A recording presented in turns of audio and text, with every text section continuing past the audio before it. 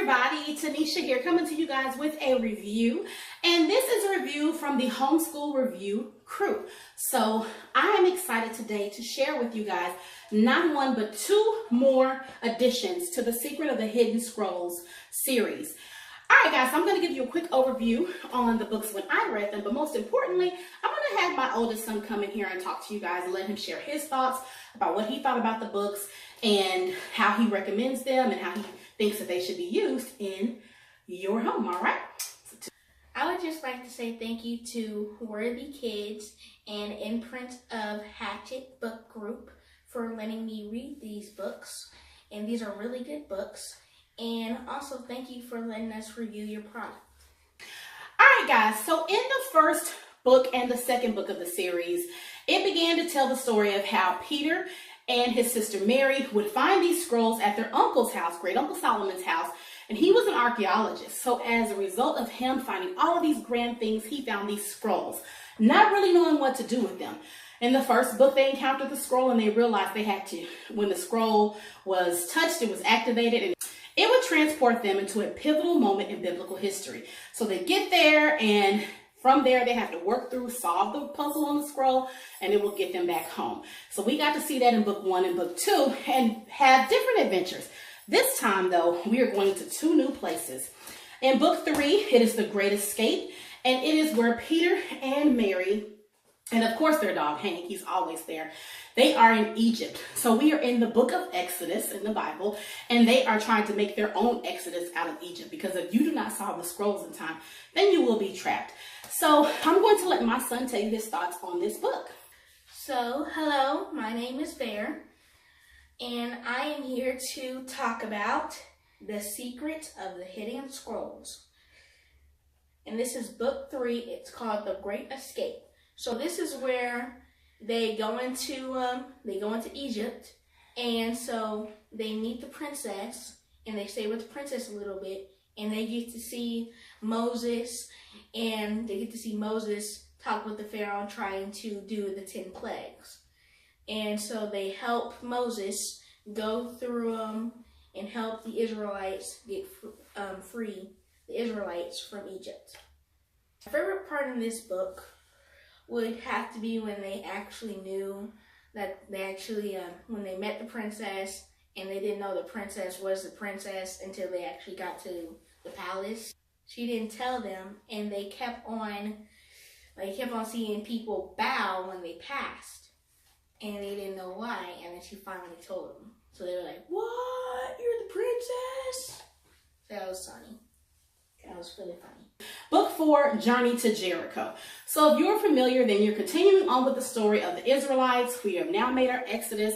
We are moving forward. We are trying to get into this promised land, and things have to be done in order to get into the promised land. The land is not just open land. They're going to have to go in. They're going to have to take the land, and God is going to be with them, leading, guiding, and directing them the entire way. Book, Peter, Mary, and Hank, once again, they get that scroll. It's activated. It shoots them to the outside of the Jericho walls. There are spies. They're preparing to go in, and they're going to join in with these spies and they don't stand a chance to be successful in the battle without God. So let's see what my son had to say about this book. And this is book 4 of The Secret of the Hidden Scrolls. This is book 4, Journey to Jericho. So this is about where Joshua takes the Israelites, and they walk around Jericho, and they meet this lady, and they help the lady get free because she helped 2 spies, and so they agreed to help her and save her family while the walls of Jericho fell. And so they go through, they walk around, and they find her, get her family, and they save them before the wall collapses. My favorite part in this book would have to be when they figured out that their great uncle Solomon was a spy, and so he told them about all of his adventures, and he also told them why he stopped being a spy to become an archaeologist to prove the Bible was true. So for these books, These are pretty good chapter books.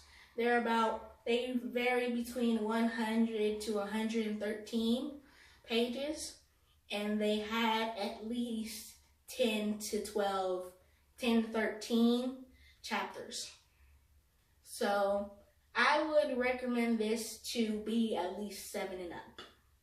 I think they should be read in order, because in the first book it goes through the beginning. So it has the beginning where Noah's Ark, and then it goes to the second book, which is a different story, and then it goes to this book, which is where they go to Egypt, and then it goes to this book where they go to Jericho. So it goes through different Bible stories in order that they go through. And I think I like the fact that they're not too long, and that they also include pictures, nice illustrations. So as you're going through the book, but these make good family read alouds. I would honestly be interested in an audio version of these books, because I'm big on audiobooks, hearing the voices.